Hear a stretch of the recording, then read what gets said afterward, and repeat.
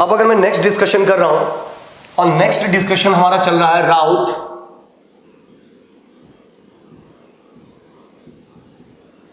हॉर्विट्ज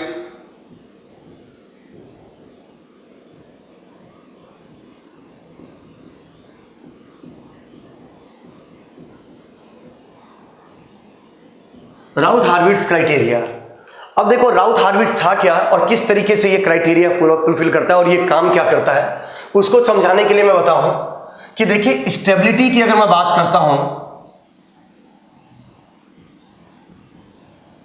तो स्टेबिलिटी आप जो डिफाइन करते हैं स्टेबिलिटी की, ये दो तरीके की स्टेबिलिटी को हम हमेशा डिफाइन करेंगे कंट्रोल सिस्टम में। एक स्टेबिलिटी को हम डिफाइन करेंगे जिसको हम बोलेंगे अब्सोल्यूट स्टेबल, एक हम डिफाइन करेंगे अब्सोल्यूट स्टेबिलिटी और एक हम बात करेंगे relative stability.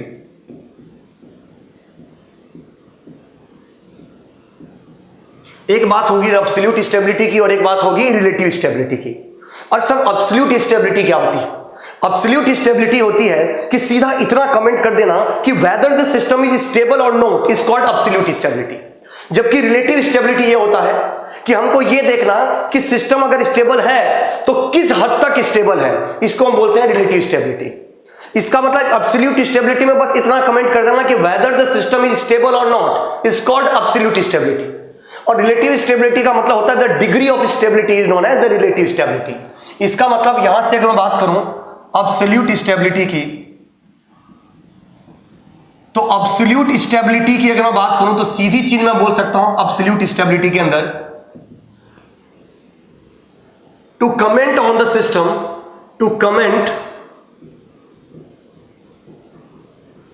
On the system,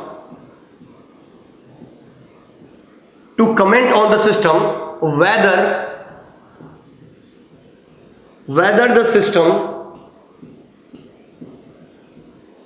whether the system is stable or not। बस इतना पता लगाना whether the system is stable or not, right, is called absolute stability। इसी को हम absolute stability बोलते हैं। और अगर मैं relative stability की अगर मैं बात करूं, relative stability, तो रिलेटिव स्टेबिलिटी का मतलब होता है the degree of stability, the degree of stability, the degree of stability is called relative stability.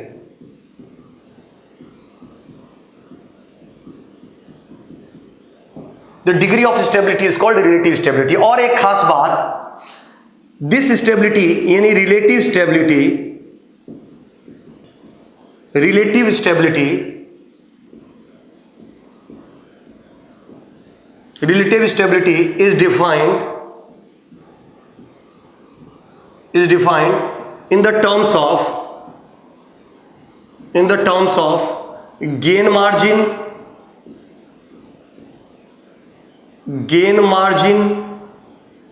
and phase margin।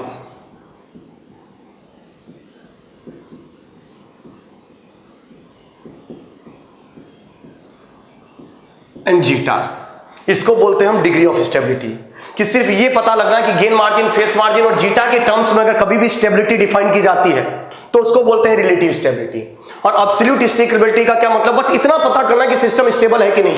एक सिस्टम दे दिया, आपसे पूछा बताओ स्टेबल है क्या, तो आपने बोल दिया हाँ स्टेबल, बस हो गया ये अब्सोल्यूट स्टेबिलिटी।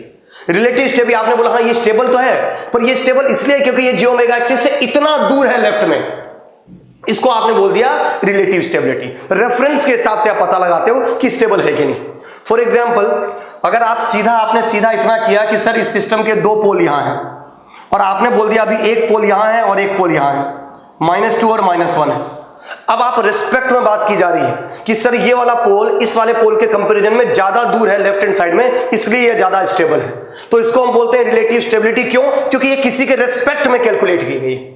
जबकि अगर मैं खाली इतना बताऊं इस सिस्टम के बारे में कि सर ये दोनों ही सिस्टम स्टेबल है, दोनों ही पोल की वजह से स्टेबल है, तो खाली ये कमेंट कर देना कि ये स्टेबल है, ये कहलाएगा आपके पास एब्सोल्यूट स्टेबिलिटी।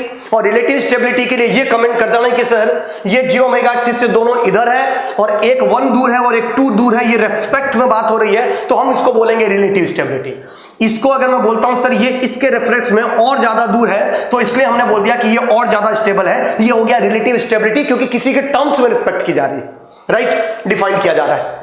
अब देखो ऐसे स्टेबिलिटी में भी बहुत सारी चीजें होती हैं, जैसे आपने पढ़ा एक BIBO स्टेबल,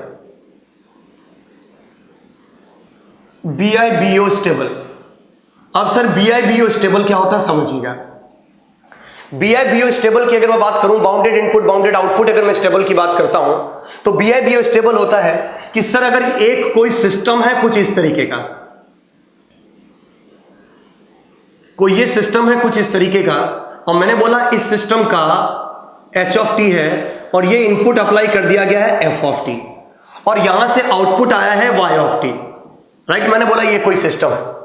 अब अगर मैंने बोला इस सिस्टम को अगर मैं अगर बाउंडेड इनपुट अप्लाई कर रहा हूं, यानी अगर इस सिस्टम को मैंने अप्लाई किया है इस सिस्टम के ऊपर, ये f ऑफ टी है, ये सर एम्पलीट्यूड में बाउंडेड इनपुट अप्लाई कर रहा हूं, मतलब ये कुछ इस तरीके का, मैग्नीट्यूड कुछ भी होगा, मैंने m बोल दिया पर लेस देन है। अगर अप्लाई करने पर ये जो आउटपुट की इक्वेशन आ रही है, ये आउटपुट का कर्व सर कुछ अलग आ जाए कोई फर्क नहीं पड़ता, और ये वैल्यू आ गई है n, तो हम बोलेंगे कि ये BIBO स्टेबल है। BIBO stable bounded input bounded output stable है। Bounded input bounded output stable का क्या मतलब है कि sir whenever bounded input is applied to the system and output is also bounded, then only that system is called BIBO stable. Magnitude change हो जाए कोई फर्क नहीं पड़ता, पर होना बाउंडेड चाहिए, इसी को हम बोलते हैं क्या, BIBO स्टेबल सिस्टम। कि whenever the bounded input is applied to the system and output is also bounded, then only that system is called BIBO stable system. अब ये तो मैंने एक नॉर्मल सा डिस्कशन किया BIBO स्टेबल सिस्टम की। अब देखिएगा इसी तरीके से एक हम बोलते हैं एसिम्प्टोटिक स्टेबल, एक तो BIBO स्टेबल बोला, एक हम बात करते हैं एसिम्प्टोटिक स्टेबल। ऐसे बहुत सारे तरीके की हम स्टेबिलिटी की बात करते हैं। एक हम डिफाइन करते हैं एसिम्प्टोटिक स्टेबल। एसिम्प्टोटिक स्टेबल का क्या मतलब होता है, जब भी कभी कभी कोई फंक्शन की अगर मैं बात करूं और इस फंक्शन का किसी भी इस फंक्शन को अगर आप देखना है कि ये फंक्शन स्टेबल है कि नहीं, तो सर ये function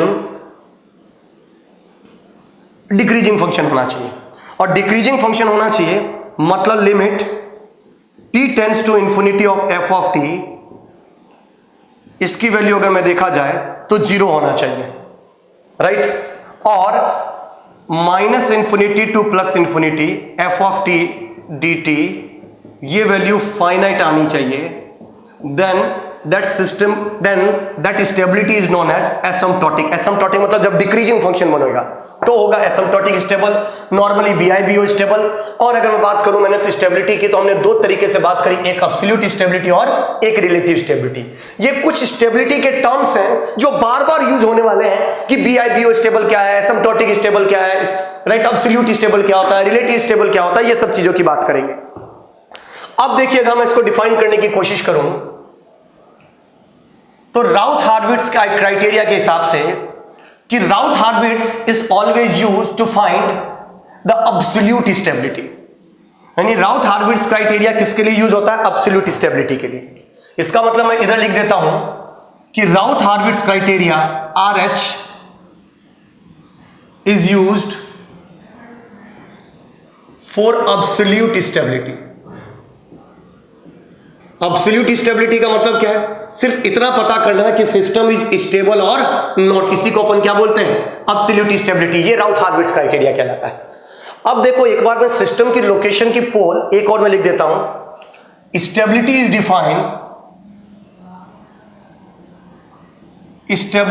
defined by the location of pole of the system. Location of poles of the system। Sir ये सिस्टम की लोकेशन ऑफ पोल को देखते हुए, उसको समझते हुए हम क्या करते हैं, स्टेबिलिटी को डिफाइन करते हैं। अब देखिएगा, अगर मैं राउथ हार्विट्ज क्राइटेरिया के हिसाब से स्टेबिलिटी को अगर मैं डिफाइन करने की बात करूं तो किस तरीके से डिफाइन कर सकते हैं, समझिएगा। सबसे फर्स्ट अगर मैं कंडीशन की बात करता हूं, इधर मैंने लिख दिया पोल्स,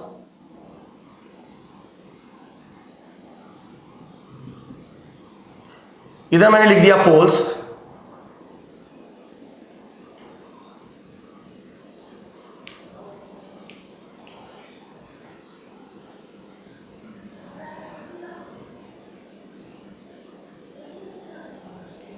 पोल्स, इधर मैंने लिख दिया उस सिस्टम का ट्रांसफर फंक्शन,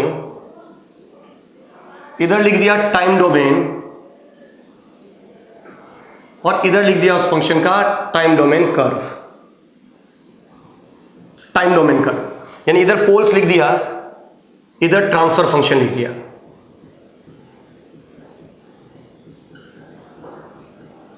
ट्रांसफर फंक्शन, इधर मैंने टाइम डोमेन में लिख दिया टाइम डोमेन, टाइम डोमेन में उस फंक्शन को लिख दिया, मतलब इनवर्स लाप्लास ट्रांसफॉर्म करके, और इधर मैं उस फंक्शन का स्केच कर देता हूं, इंपल्स रिस्पॉन्स, और इसको मैं सीधा लिख देता हूं यहां पर इंपल्स रिस्पॉन्स, क्योंकि इंपल्स जब अप्लाई किया जाता है then response is same as the system itself, hence any system is also known as impulse response, hence any system is also known as impulse response। अब देखिएगा किस तरीके से, सबसे फर्स्ट अगर मैं डिस्कशन करता हूं ऐसा कि सर सिस्टम की लोकेशन ऑफ पोल है,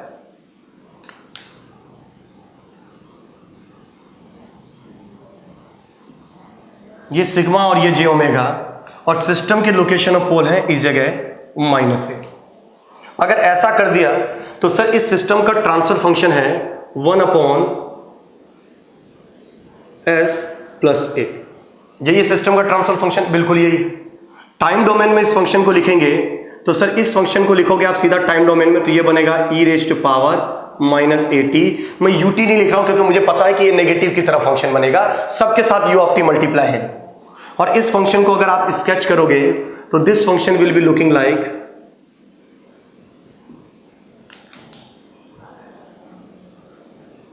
कुछ ऐसा बनेगा। और स्टेबिलिटी पे भी कमेंट कर देता हूं,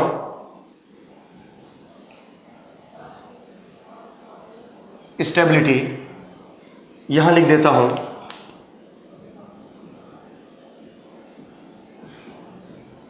स्टेबिलिटी की अगर मैं बात करूं तो ये फंक्शन होगा स्टेबल, और एब्सोल्यूट स्टेबल लिख देता हूं, एब्सोल्यूट स्टेबल फंक्शन होगा। अच्छा, अब अगर मैं इस फंक्शन के बाद सेकंड लेता हूं, और सेकंड मैंने ले लिया इस फंक्शन के बाद,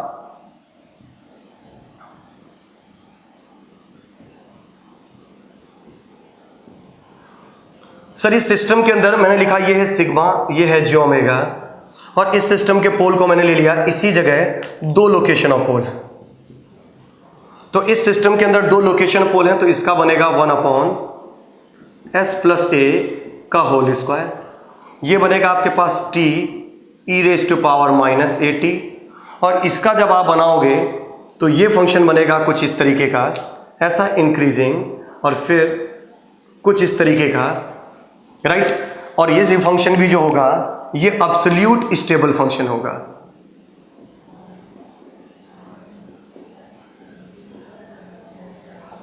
राइट, ये जो फंक्शन होगा ये एब्सोल्यूट स्टेबल फंक्शन है। अच्छा, मैंने एक काम किया, तीसरा ले लिया, और तीसरा मैंने इस सिस्टम को कुछ इस तरीके से लिया, राइट। इस सिस्टम की लोकेशन ऑफ पोल ये है सिग्मा, और ये जे ओमेगा, और इस सिस्टम की लोकेशन ऑफ पोल को मैंने एक को लिया यहां और एक को यहां लिया। अब इस सिस्टम की लोकेशन ऑफ पोल क्या बनेगा, इधर से अगर आप लोगे तो सर ये तभी बनेगा जब 1/s² + 2ζωns + ωn² बनेगा, तभी सिस्टम के दो लोकेशन ऑफ पोल आएंगे इस तरीके से। और इस सिस्टम का जो कर्व आएगा वो हमने डिस्कशन किया ही है कि सर इस तरीके के फंक्शन का अगर इंपल्स रिस्पॉन्स के हिसाब से अगर आप कैलकुलेट करोगे तो देखो इस सिग्नल का क्या बनेगा, सर ये बनेगा इम्पल्स रिस्पॉन्स के लिए A omega N T E raise to power minus zeta omega N T upon root of, ये टी नहीं आएगा, upon root of 1 minus zeta square sine omega D T plus 5 omega D T. यही बनेगा इस तरीके का function का मैंने इम्पल्स रिस्पॉन्स करवाया है। और ये फंक्शन बनेगा कुछ इस तरीके का, और इसका अगर मैं कैलकुलेट करूं कुछ इस तरीके का बनेगा, और ये भी हमारा एब्सोल्यूट स्टेबल फंक्शन होगा।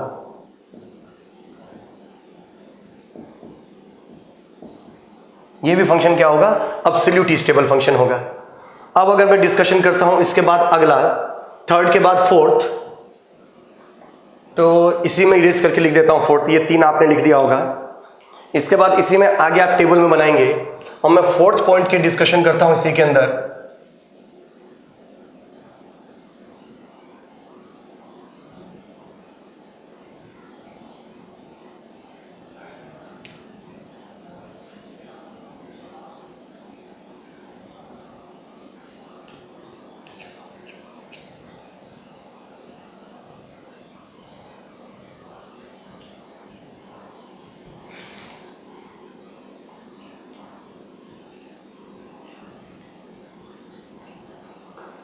अब देखिएगा, अगर मैं सिस्टम के अंदर फोर्थ पॉइंट की अगर मैं बात करूं, अब फोर्थ पॉइंट के अंदर देखिएगा मैंने लिख दिया इस सिस्टम को लोकेशन ऑफ पोल कुछ इस तरीके का, ये सिग्मा और ये जे ओमेगा, और इस सिस्टम के लोकेशन ऑफ पोल एक यहां है। अगर यहां है इस सिस्टम के लोकेशन ऑफ पोल, और इसका ट्रांसफर फंक्शन अगर आप लिखोगे तो इस सिस्टम का ट्रांसफर फंक्शन आएगा 1/s। इस सिस्टम का ट्रांसफर फंक्शन आएगा 1/s, और टाइम डोमेन में इस सिस्टम की अगर बात की जाए तो ये बनेगा u ऑफ टी। अच्छा, टाइम डोमेन में अगर सिस्टम को इस रिस्पॉन्स को लिखोगे बनाओगे तो टाइम डोमेन में ये सिस्टम, ये इम्पल्स रिस्पॉन्स तो यहाँ बनाना है, टाइम डोमेन में अच्छा सीधा लिखना है पैरामीटर, तो ये बनेगा u ऑफ टी। और इसको अगर बनाओगे इम्पल्स रिस्पॉन्स इसका u ऑफ टी का, तो सर ये u ऑफ टी बनेगा कुछ इस तरीके का, और हम इसको बोलेंगे कि ये मार्जिनली स्टेबल सिस्टम है। ये क्या है? ये मार्जिनली स्टेबल है। अब अगर मैंने नेक्स्ट सिस्टम लिया कुछ फिफ्थ, और मैंने यही लोकेशन ऑफ पोल में डबल पोल कर दिया, ये सिग्मा और ये जे ओमेगा, और यहां पर मैंने इसके लोकेशन ऑफ पोल को यहीं पर डबल पोल कर दिया। अगर 2 पोल कर दिया तो यही क्या बन गया? 1/s square. अगर यही 1/s स्क्वायर बन गया तो ये बनेगा t dot U of T, और ये t dot U of T बन गया, तो इसके लिए अगर आप फंक्शन बनाओगे तो that function will B this, और इसको हम बोलेंगे अनस्टेबल। ये बन गया अनस्टेबल फंक्शन बन गया। नाउ सिक्स्थ, मैंने लिया यहीं पर लोकेशन ऑफ पोल कुछ इस तरीके का। आप लोग इसी के अंदर टेबल बना के इस तरीके से लिखते रहिएगा। अगर मैंने लोकेशन ऑफ पोल की वैल्यू एक यहां और एक यहां लिख दिया, राइट, ये क्या है सर? ये है जे और ये है माइनस जे। सर ये कब बनेगा? जब ये बनेगा 1/s स्क्वायर प्लस के a स्क्वायर। यही बन गया। अब अगर इसका अगर मैं कैलकुलेट करूंगा तो सर ये बनेगा आपके पास साइन, ये इस चीज के लिए कि सर साइन 80, यहाँ पे 1/a ऊपर नीचे भी कर सकते हैं, पर अभी मैं लिख नहीं रहा हूँ, बस चिंता कि मुझे बताया है कि a/ये होना चाहिए। इसको मैं लिख ही देता हूँ एक बार, a/s square plus a square, ये बनेगा साइन 80। और इस फंक्शन का कर्व बनाओगे तो ये फंक्शन बनेगा कुछ इस तरीके का इंपल्स रिस्पॉन्स।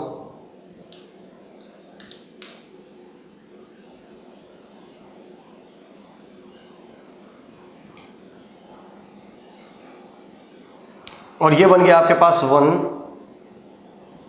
और -1, और इस सिस्टम को भी हम बोलेंगे क्या? ये मार्जिनल स्टेबल फंक्शन है। ये क्या फंक्शन है? मार्जिनल स्टेबल फंक्शन है। अब देखिएगा हमने क्या किया इसी फंक्शन के साथ। 7th की अगर मैं बात करता हूं,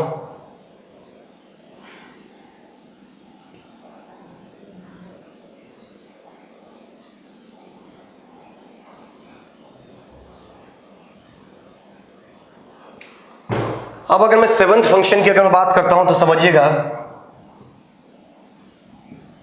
इसी में कि सर मैंने एक काम कर दिया इसी में, ये सिग्मा और जे ओमेगा, यहां पर एस की जगह ये है ए अपॉन एस की जगह एस प्लस ए का स्क्वायर, ये एस प्लस बी का स्क्वायर प्लस ए स्क्वायर। मैंने इस फंक्शन को ई रेज टू पावर माइनस से मल्टीप्लाई कर दिया, मतलब क्या किया, इसको पीछे की तरफ शिफ्ट कर दिया। तो यहां पर ये लोकेशन ऑफ पोल जो आएंगे वो सर इस तरीके का आएंगे, जो अपने पहले भी डिस्कशन किया था, यही बनेगा। सर इस फंक्शन का मतलब क्या है, इस चीज का मतलब है ई raise to power minus B T dot sine A T. और इस फंक्शन को अगर आप बनाओगे तो this function will be looking like this. इसको अगर आप बनाते हो तो this function will be looking like this.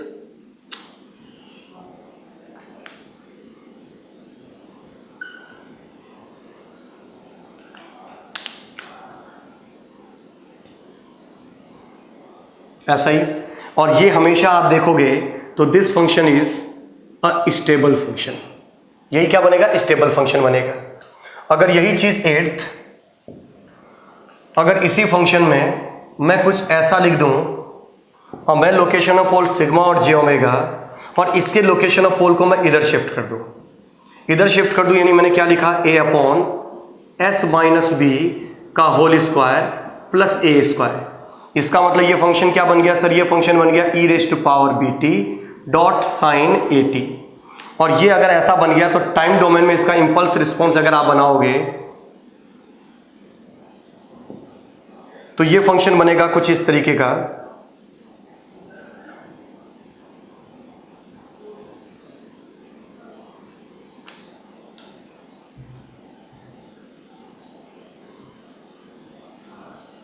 और इसको हम बोलेंगे अनस्टेबल फंक्शन। ये क्या बन गया आपके पास, अनस्टेबल फंक्शन बन गया। अगर यही चीज अगर मैं नेक्स्ट डिस्कशन करता हूं एक 9th,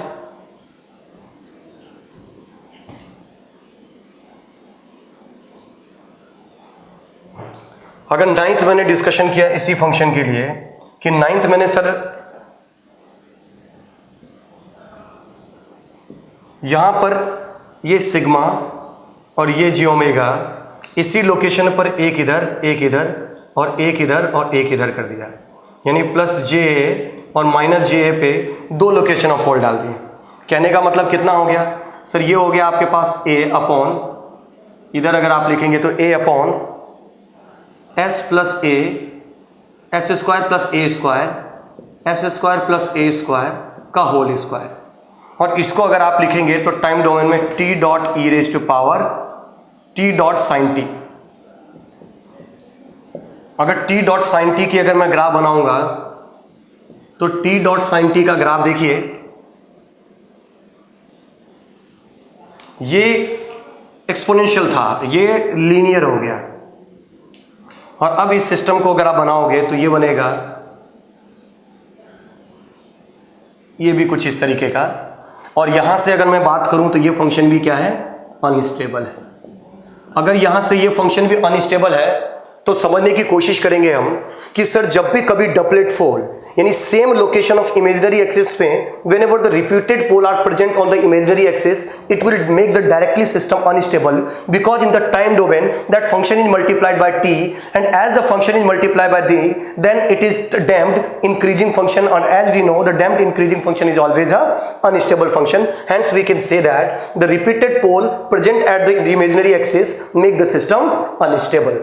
नाउ अगर मैं अगला कंडीशन को अगर मैं समझाऊं तो अगर मैं इस तरफ अगर लोकेशन ऑफ पोल को लेता हूं सिर्फ इसी के लिए एक 10th, अब अगर मैं नेक्स्ट अगर मैं लेता हूं 10th और 10th को अगर मैं समझाने की कोशिश करूं, अब मैंने बोला एक लोकेशन ऑफ पोल को मैंने कुछ इस तरीके से लिया है और यहां पर मैंने लिया ये सिग्मा है, ये जे ओमेगा है, और लोकेशन ऑफ पोल की वैल्यू को मैंने लिया है ए इस तरफ। अगर ऐसा लिया है मैंने लोकेशन ऑफ पोल को तो हम इस सिस्टम को कैसे लिख सकते हैं, सर ये फंक्शन क्या है इस तरफ लिखने पर, सर ये फंक्शन ट्रांसफर फंक्शन की फॉर्म में है 1 upon S plus s minus a. और अगर एस माइनस ए लिखा है तो यहां पर मैं लिख सकता हूं इस फंक्शन को टाइम डोमेन में, सर ये फंक्शन है ई raise to power a T, और इस फंक्शन को अगर मैं स्केच करता हूं तो ये फंक्शन आपके पास स्केच होके कुछ इस तरीके का बन रहा है कि ये एक्सपोनेंशियल इंक्रीजिंग फंक्शन है ऐसा, और अगर ये फंक्शन एक्सपोनेंशियल इंक्रीजिंग फंक्शन है तो this function is always unstable function. इसका मतलब जी ओमेगा एक्सिस के राइट हैंड साइड में अगर पोल होते हैं, जी ओमेगा एक्सिस के राइट हैंड साइड में अगर पोल होते हैं तो सिस्टम अनस्टेबल तो होता ही है। साथ में एक और खास बात है कि अगर जी ओमेगा एक्सिस पे ही अगर एक ही लोकेशन पे डबल डबल ट्रिपल ट्रिपल 4-4 5-5 पोल आ रहे हैं, रिपीटेड पोल आ रहे हैं सिर्फ एक ही लोकेशन पे, तो भी ये सिस्टम अनस्टेबल सिस्टम होगा। अब रिपीटेड पोल का मतलब मैं देखो कंफ्यूज नहीं होना है। अगर ये जी ओमेगा एक्सिस है और ये जी ओमेगा एक्सिस में एक पोल यहां है, एक पोल यहां है, यह है प्लस के जे और ये है माइनस के जे, और एक पोल इधर है, ये है प्लस के जे बी और ये है माइनस के जे बी, तो ये एक ही लोकेशन पे जी ओमेगा एक्सिस पे नहीं आ रहे हैं, ये अलग अलग लोकेशन पे आ रहे हैं। और अगर अलग अलग लोकेशन पे आ रहे हैं तो ये सिस्टम जो होगा वो मार्जिनल स्टेबल सिस्टम होगा, ये सिस्टम मार्जिनली स्टेबल सिस्टम होगा। तो होप आपको समझ में आया होगा कुछ फंक्शंस हमने किस किस तरीके से बनाए हैं और किस किस तरीके से स्टेबिलिटी की बात की जा रही है।